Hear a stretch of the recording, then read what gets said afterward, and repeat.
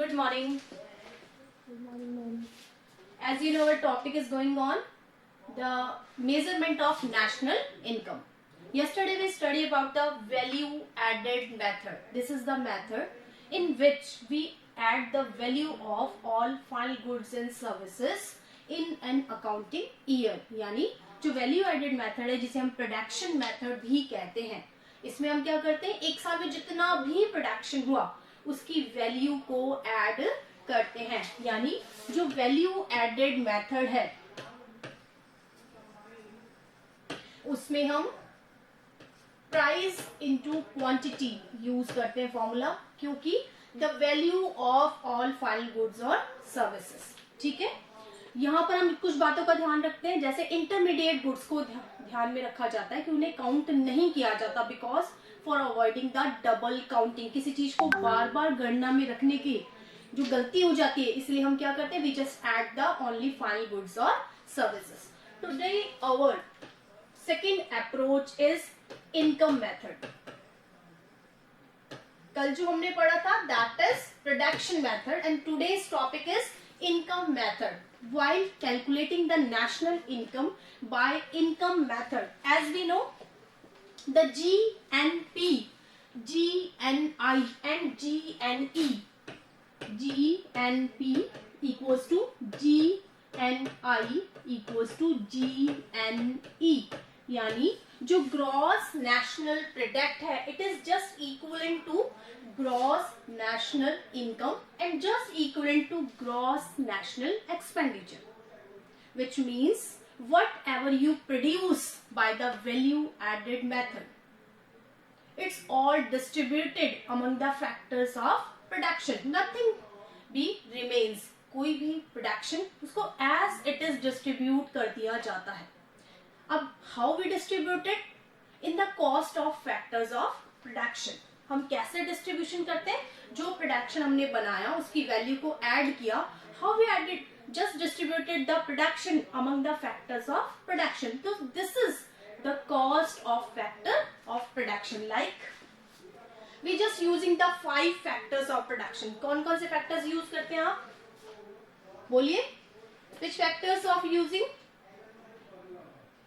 Land, labor, capital, management and organization, हाँ management, entrepreneur. और जो आपका ऑनर है. ठीक है, so the cost of means of factors. Land को हम क्या पे करते हैं, क्या पे करते हैं आप लैंड को? Rent. ठीक है, लेबर को क्या पे करते हैं? वेजेस. And salary. ठीक है, वेजेस जो अनस्किल्ड है लेबर कहलाता है, दैट पे हम क्या पे करते से? वेजेस. और कैपिटल को इंटरेस्ट. ठीक है, और ये जो मैनेजमेंट है, जो स्किल्ड हमारा लेबर है, जो सारी टेक्नोलॉजी इनोवेशंस करता है, उसको हम किस में लेते हैं? सैलरीज पे. और जो लास्ट अपना ऑनर है उसके पास क्या बच जाता है? प्रॉफिट और प्लस मिक्स्ड इनकम. ठीक है, तो हमने बात की इनकम मेथड की. Due to the reduction in production method, जो भी प्रोडक्शन आप करते हैं प्रोडक्शन मेथड में जिसकी वैल्यू ऐड होती है, all it is distributed in the income method. Income method में वो सब कुछ डिस्ट्रीब्यूट कर दिया जाता है among the factors of production. कैसे किया जाता है? In the form of cost of factor of production. हमने कॉस्टिंग के रूप में क्या किया, उसको एज इट इज डिस्ट्रीब्यूट कर दिया गया. नाउ द क्वेश्चन अराइजेस, यहाँ डेप्रिसिएशन इज ऑल्सो एडेड. ठीक है, जब हम जीएनपी की बात करते हैं, जीएनआई की बात करते हैं, तो उसमें डेप्रिसिएशन पहले से इंक्लूड होता है. सो द कंसेप्ट इज कि व्हाट इज डेप्रिसिएशन. क्या है डेप्रिसिएशन? द डेप्रिसिएशन मींस जो आपकी फिक्स एसेट्स होती है उसकी वैल्यू जो डिक्रीज होती आती है, दैट इज डेप्रिसिएशन. ठीक है, फॉर एग्जाम्पल कि आप किसी मशीनरी पे प्रोडक्शन कर रहे हैं, ठीक है, वो मशीनरी ने पूरे 1 साल काम किया, नेक्स्ट ईयर उसे वर्कआउट करने के लिए कुछ वियर एंड टीयर की जरूरत पड़ती है, आपको किसी को दिखाना पड़ेगा, उसमें ऑयलिंग करनी पड़ेगी, बट उसके कुछ एनुअल खर्चे होते हैं, दैट इज डेप्रिशिएशन। ठीक है, जैसे आपका घर होता है, हर साल के बाद उसे पेंट कराना पड़ता है, थोड़ी बहुत टूट फूट भी उसे संभालनी पड़ती, नहीं तो क्या होगा, वो धीरे धीरे उसका स्ट्रक्चर क्या हो जाएगा, खराब हो जाएगा। तो दैट इज डेप्रिशिएशन। तो जो हम बात करें इनकम मेथड, उसमें हमने कहा कि all the production, the value of production is distributed among the factors of production in the form of cost of production. आपने कॉस्ट ऑफ प्रोडक्शन के रूप में उसका पेमेंट किया। अब कैसे पेमेंट किया, आपने कहा रेंट, वेजेस, इंटरेस्ट, सैलरीज और प्रॉफिट मिक्स इनकम। ठीक है, इसमें हमने क्या ऐड कर दिया, डेप्रिशिएशन। ठीक है, हमने उसमें क्या किया, डेप्रिशिएशन ऐड कर दिया गया। ठीक है, जब ये हमने सब ऐड किया तो हमारी इनकम क्या हो गई कि आपने कहा रेंट, तो आर प्लस डब्ल्यू प्लस आई, यानी rent plus wages plus interest. यहां पर हमने डबल ये लगाया, इसका मतलब होता है प्रॉफिट प्लस मिक्स्ड इनकम। आपने प्रॉफिट और मिक्स्ड इनकम को इसमें शामिल किया, प्लस आपका डेप्रिशिएशन इसमें ऑलरेडी इंक्लूड है। ठीक है, जो डेप्रिशिएशन है वो इसमें ऑलरेडी इंक्लूड है। जब ये सब मिल जाएंगे तो हमारा क्या बन जाएगा, जीडीपी ऑन फैक्टर कॉस्ट। ठीक है, अभी ये क्या बना है, फैक्टर कॉस्ट पे, whatever you pay for the factors as a cost of factors, तो इट इज जीडीपी। लेकिन जब हम इस जीडीपी में NFIA जोड़ देंगे, what is NFIA, net factor income from abroad. ठीक है, आपने क्या किया, इस जीडीपीएफसी में क्या जोड़ दिया, आपने net factor income from abroad जोड़ दिया, तो वो क्या बन गया, GNP on FC। Clear? NFI difference है ना उसका, कि आप यहाँ पे रिसीव करते हो और एक फॉरेन में रिसीव करते हो, दोनों का डिफरेंस। बिल्कुल, NFI is the net income which you get as a factor income from abroad. And why we use the net here? Net इसलिए यूज किया आपने, the some factors of a country is working outside of the country. ठीक है, तो इसके बदले में उन्हें क्या मिलेगा, पेमेंट्स मिलेगा। ठीक है, just like that other countries factor also involving that country, उस देश में भी कुछ विदेशी काम करते हैं, तो दोनों की इनकम, यानी जो हमने रेस्ट ऑफ द वर्ल्ड से लिया एज अ इनकम और जो रेस्ट ऑफ द वर्ल्ड को दिया, उसका जो डिफरेंस है, दैट इज NFIA, यानी वास्तव में आपने विदेशों से क्या कमाया। क्लियर? Yes ma'am. ठीक है, ये क्लियर हो गया आपको? Yes ma'am. दोबारा देख लीजिए, हमने बात की, आज हमारा जो टॉपिक है that is income method. In yesterday, we just discussed about the value added method. As we know, GNP, GNI and GNE are equivalent. So, all the production value is just distributed among the factors of production. यानी जो कुछ भी आपने production किया उसकी value को हमने क्या किया, फैक्टर्स ऑफ प्रोडक्शन में डिस्ट्रीब्यूट कर दिया गया। ठीक है, नथिंग विल बी रिमेन, कुछ भी नहीं रखा जाएगा। ठीक है, अब what is the cost of factors, कि हमने कहा रेंट है, वेजेस है, इंटरेस्ट है, सैलरीज है, मिक्स्ड इनकम है, प्रॉफिट है, हमने उन सबको जोड़ लिया। And already the depreciation is also include in this. ये सब मिलके क्या बन गया, ग्रॉस डोमेस्टिक जो आपकी इनकम है। ठीक है, यहां पर हम आई यूज करेंगे, gross domestic income on factor cost. फिर हमने उसमें ऐड किया NFIA, net factor income from abroad, तो ये क्या बन गया, GNI ऑन FC। क्लियर? Yes ma'am. यहां तक कोई दिक्कत? No ma'am. चलिए, अब हम बात करते हैं, हमने देखा कि वैल्यू एडेड मेथड में भी हम कुछ प्रिकॉशंस का ध्यान रखते हैं। Just like that in income method also we just having some precautions, कुछ चीजों को हमें ध्यान में रखना चाहिए, क्योंकि ये इनकम मेथड है। सबसे पहले हम बात करते हैं कि जो आपने सेल्फ एम्प्लॉयमेंट है उसकी वैल्यू को भी ऐड करना चाहिए। जैसे फॉर एग्जांपल कि मैंने खुद अपना बिजनेस स्टार्ट किया और अपनी कैपिटल, मेरे पास 5 लाख रुपए थे, मैंने उस बिजनेस में इन्वेस्ट किए। तो और कुछ 10 लाख रुपए मैंने बाहर से लिए। जब मैं इंटरेस्ट पे करूंगी तो 10 लाख का पे करूंगी ना, करूंगी कनिका? वापस बोलो। देखिए 5 लाख की कैपिटल मैंने मेरे पास से लगाई, वो मेरी अपनी थी, और 10 लाख मैंने मार्केट से हायर किए। तो मुझे इंटरेस्ट किस पे करना है, कितने पे करना है? 10 पर, 10 पे, है ना, 10 लाख पे। लेकिन मैंने अपना भी तो 5 लाख लगाया। तो जब मैं इनकम मेथड से काउंट करूंगी तो जो मेरी खुद के सेल्फ एम्प्लॉय की कॉस्ट है उसको भी, यानी मुझे 5 लाख का इंटरेस्ट भी ऐड करना चाहिए मार्केट वैल्यू के अकॉर्डिंग। क्लियर? Yes ma'am. ठीक है, यानी जैसे हमने देखा था वैल्यू एडेड में कि जो सेल्फ कंजप्शन के लिए आपने रखा वो भी ऐड करो, क्योंकि आपने प्रोडक्शन तो किया है उसे, है ना। ठीक इसी तरह से आपने उसे प्रोडक्शन में लगाया अपनी कैपिटल को, तो क्योंकि वो आपकी थी उसकी इंटरेस्ट को भी आप वहां पर ऐड कीजिए। ठीक है, यस मैम।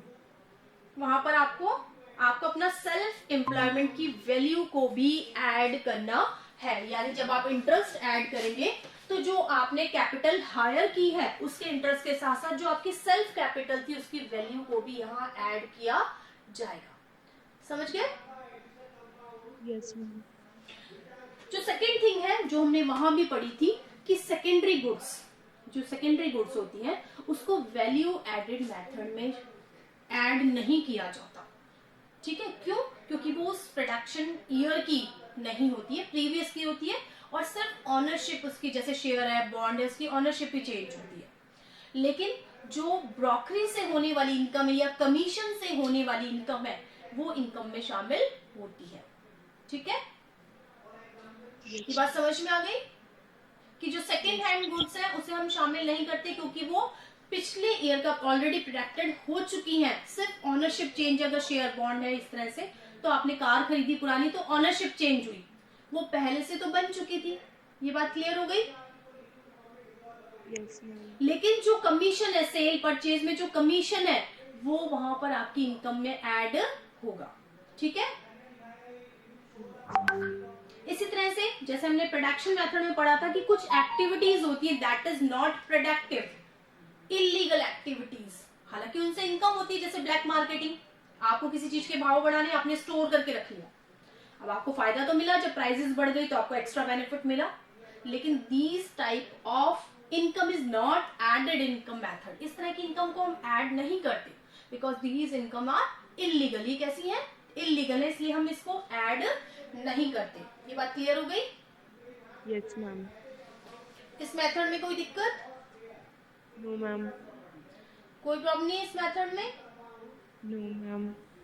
चलिए, एक थर्ड जो इसका ऑप्शन है वो ये है कि इसमें जो प्रिकॉशन रखते हैं that is mixed income. Mixed income कैसे? कि एक व्यक्ति, जैसे इंडिया जैसे डेवलपिंग नेशंस में, ठीक है, जहां सैलरीज का बेस बहुत कम होता है, वहां पे एक व्यक्ति बहुत सारे सोर्सेज से इनकम जनरेट करता है। ठीक है, तो उसे हम कहते हैं मिक्स्ड इनकम। ठीक है, इस तरह के मिक्स्ड इनकम को भी हम क्या करते हैं? इनकम में शामिल करते हैं। फॉर एग्जाम्पल, एक व्यक्ति है वो किसी बिजनेस कंसर्न में काम करता है तो उसकी सैलरी आती है, लेकिन उसने अपना मकान भी किराए पे दे रखा है, तो रेंट वहां पर क्या हुआ? उसकी सैलरी में क्या हो गया?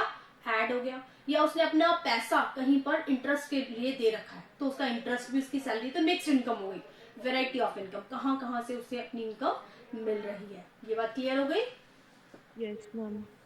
यहाँ तक कोई दिक्कत? No ma'am. ओके, चलिए, जो थर्ड अपना मेथड है जो हम कैलकुलेट के लिए यूज करते हैं दैट इज एक्सपेंडिचर मेथड। भूमिका है या गई? गई। चलिए, अब हम बात कर रहे हैं एक्सपेंडिचर मेथड। ठीक है, अब इस मेथड के अकॉर्डिंग नाम से पता चल रहा है, आपने खुद कहा द वैल्यू एडेड मेथड में you just add the value of production. Income method में all the producted value is distributed among the factors of production as in the form of cost of production. When you get the income, all the income as it is expend, उसको क्या करते हैं हम? Expenditure कर देते हैं। अब कहाँ कहाँ खर्च करते हैं? तो यहाँ जब हम GNI की बात करेंगे, ग्रॉस नेशनल इनकम की बात करेंगे, that is C plus I plus G plus x minus m। ठीक है, यहां C का मतलब है कंजप्शन। ठीक है, C मतलब कंजप्शन। अब कंजप्शन कौन सा? कंजप्शन प्राइवेट भी हो सकता है और कंजप्शन पब्लिक कंजप्शन भी हो सकता है। ठीक है, तो हम इसमें दोनों कंजप्शन लेंगे, प्राइवेट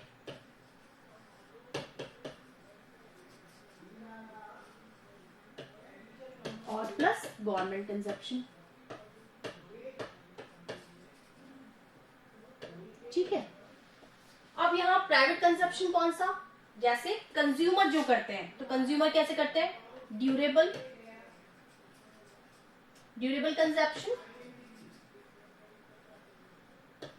नॉन ड्यूरेबल। ठीक है, आपने कैसा कंजप्शन किया? ड्यूरेबल कंजप्शन किया और नॉन ड्यूरेबल कंजप्शन किया। ठीक है, अब ड्यूरेबल और नॉन ड्यूरेबल कौन सा होता है? हाँ बोलो, बोलो बेटा, कुछ कह रहे हो?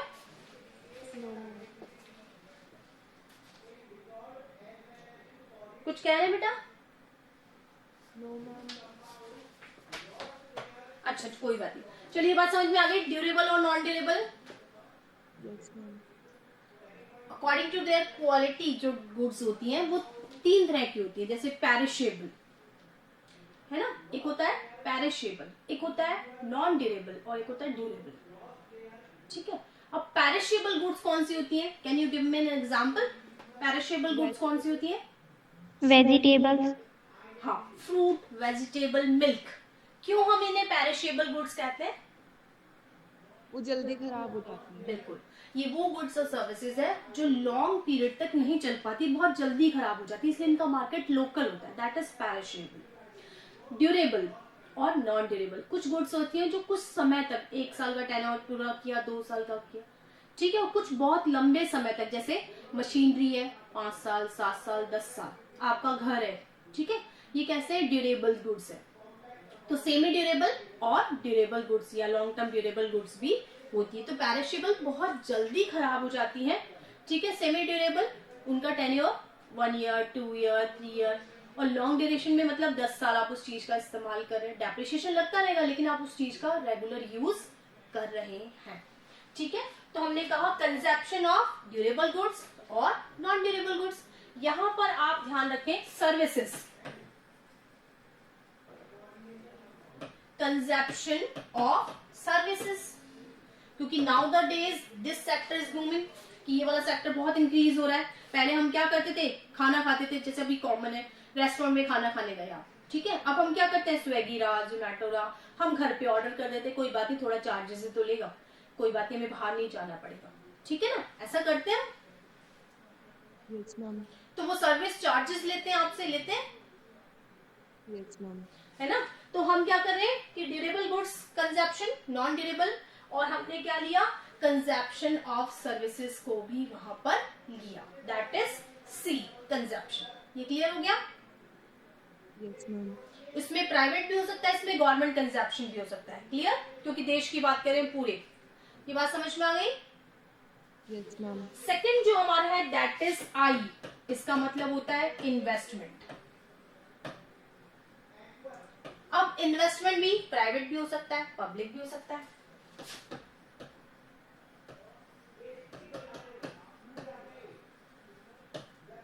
अब what is private investment, what is public? Can you explain me कि प्राइवेट इन्वेस्टमेंट क्या होता है, पब्लिक क्या होता है? बता सकते हैं? Private is done by us for our profit, or public is done by government for the nation's profit. बिल्कुल, जो प्राइवेट इन्वेस्टमेंट होता है दैट इज इंडिविजुअल और बाय अ फर्म, किसी कंपनी के थ्रू, किसी व्यक्ति के थ्रू होता है। The motive behind this profit, उसका मोटिव क्या होता है? प्रॉफिट। और जो पब्लिक इन्वेस्टमेंट होता है वो गवर्नमेंट के थ्रू किया जाता है, उसका मोटिव क्या होता है? वेलफेयर। तो दोनों ही तरह के इन्वेस्टमेंट यहाँ पर आएंगे। अब इन्वेस्टमेंट आप कहाँ कहाँ करते हैं? तो जैसे इसमें आपने देखा कि 3 सेक्टर्स थे, ठीक इसी तरह से यहाँ भी आप इन्वेस्टमेंट करते हैं। सबसे पहला फिक्स्ड एसेट्स, ठीक है, जैसे आपने कोई फिक्स एसेट्स में मशीनरी खरीद ली, प्लांट खरीद लिया, दैट इज फिक्स एसेट। दूसरा इन्वेंट्रीज, ठीक है, इन्वेंटरीज में क्या क्या आता है ईशा?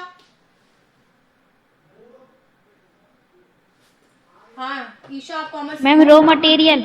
हाँ, जितना भी रॉ मटेरियल अनफिनिश्ड गुड्स जो होती है वो इसमें इन्वेंटरीज में शामिल की जाती हैं। और कंस्ट्रक्शन ऑफ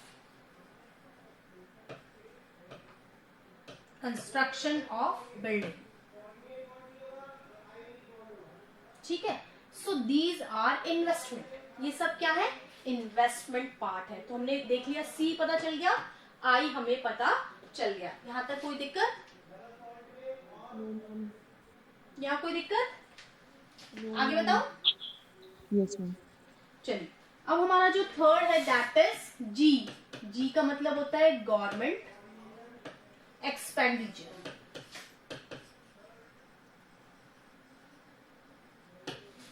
अब देखिए, गवर्नमेंट जो खर्च करती है बहुत सारी चीजों पे, रोड पे, डैम्स पे, पूल्स पे, सोशल सिक्योरिटी पे, यानी गवर्नमेंट का जो एक्सपेंडिचर होता है वो दो तरीके से, एक होता है प्रोडक्टिव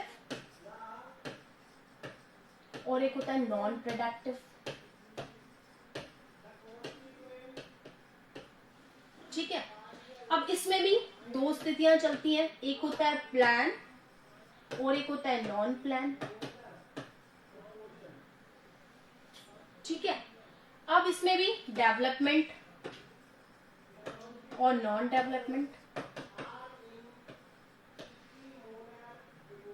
ठीक है, अब हम बात करें गवर्नमेंट एक्सपेंडिचर्स की, यानी गवर्नमेंट भी गुड्स और सर्विसेज पे खर्च करती है। फॉर एग्जांपल हम स्कूल का ही ले लेते हैं, क्योंकि यू आर द स्टूडेंट्स, कि गवर्नमेंट स्कूल है तो वो भी खर्च करेगा, जैसे उसने अपने कंस्ट्रक्शन ऑफ बिल्डिंग पे किया था, दैट इज इन्वेस्टमेंट। अब उसने इन्वेंटरीज पे जैसे फर्नीचर उसने ले लिया। ठीक है, अब स्कूल में बच्चों के लिए जैसे फ्री बैग्स डिस्ट्रीब्यूटेड किए गए या फ्री बुक्स डिस्ट्रीब्यूटेड किए गए, तो ये क्या गवर्नमेंट के खर्चे हो गए। अब इन खर्चों में दो तरह से मैंने आपसे कहा, एक कहा प्लान और एक कहा नॉन प्लान। ऐसा इकोनॉमी में भी होता है। प्लान मतलब जो आपने पहले से सोचा कि ये खर्च तो मुझे करना है, नॉन प्लान जो अचानक आने वाले खर्चे होते हैं। ठीक है, अब इसी तरह से डेवलपमेंट और नॉन डेवलपमेंट, यानी कुछ खर्चे प्रोडक्टिव होते हैं जिनसे डेवलपमेंट होता है, कुछ खर्चे हमें करने पड़ते हैं लेकिन वो प्रोडक्टिव नहीं होते, जैसे सोशल सिक्योरिटी पे किए गए, पेंशन है ये जो आप देते हैं, या देखिए गार्गी पुरस्कार जो दिया जाता है ना, कब मिलता है गार्गी पुरस्कार गर्ल्स को? Yes ma'am. दिया जाता है ना कब? जब 75% से ज्यादा अचीव करते हैं बोर्ड एग्जामिनेशन में गर्ल्स। ठीक है, आजकल तो लैपटॉप का भी है, बाइसिकल का भी है। क्यों दिया जाता है? इसलिए ये क्या है, अलाउंसेस है, एक तरह से नॉन प्रोडक्टिव है, लेकिन कहीं ना कहीं इनका प्रोडक्शन में भूमिका होती। तो ये सब किस में आ गए? गवर्नमेंट के खर्चों में आ गए। ठीक है, और जो लास्ट अपना था वो था अपना x minus m। What is x? x मतलब एक्सपोर्ट, m मतलब इंपोर्ट्स। तो अगर इसका हम टोटल निकालेंगे तो क्या होगा? Net exports. What is net exports? Whatever you received from the rest of the world, world से आप क्या रिसीव कर रहे हो? रिसीव कब करोगे? जब आप एक्सपोर्ट करोगे। ठीक है, और what are you giving for the world? Rest of the world यानी अदर कंट्रीज को आप क्या दे रहे हो? जब आप इंपोर्ट करोगे। ऐसा ही होता है। Yes ma'am. जिसे हिंदी में हम कहते हैं लेनदारी और देनदारी। किसी से लेनदारी है, इसका मतलब आपने एक्सपोर्ट किया, वहां पे अपनी गुड्स और सर्विसेज भेजी है तो वहां से हमें लेना है, और किसी को देना है क्योंकि उनकी गुड्स और सर्विसेज आपने यूज में लिए। ठीक है, तो इनका जो डिफरेंस है, whatever you getting from the rest of the world and what are you pay for the rest of world, इसका जो डिफरेंस है दैट इज नेट एक्सपोर्ट्स। ठीक है, तो हमने क्या कहा कि जो GNE है वो C plus I plus G plus X minus M होता है। ठीक है, यानी जितना भी आपने वैल्यू ऐड की थी प्रोडक्शन की, उसे आपने डिस्ट्रीब्यूटेड कर दिया इनकम के रूप में। और वही इनकम क्या होती है, क्योंकि आप सर्कुलर फ्लो में पढ़ चुके हैं कि एक का एक्सपेंडिचर दूसरे की इनकम होता है। तो जो हमारी इनकम थी वो पूरी की पूरी कहाँ आ गई, एक्सपेंडिचर साइड में आ गई। कहाँ एक्सपेंड किया आपने उसे, आपने किया कंजप्शन पे, आपने किया इन्वेस्टमेंट पे। गवर्नमेंट ने एक्सपेंडिचर्स किए productive, non productive, plan, non plan, develop, non developments, ठीक है। और एक्सपोर्ट और इंपोर्ट पर किए जाने वाले खर्चे। तो इस तरह से ये बात क्लियर हो गई कि G N P is equal to G N I equal to G N E. ये बात क्लियर हो गई।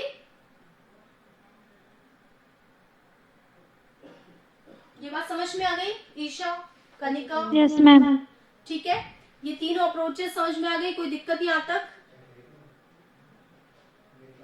No ma'am. ठीक है, चलो आज इतना करेंगे। Have a nice day, thank you.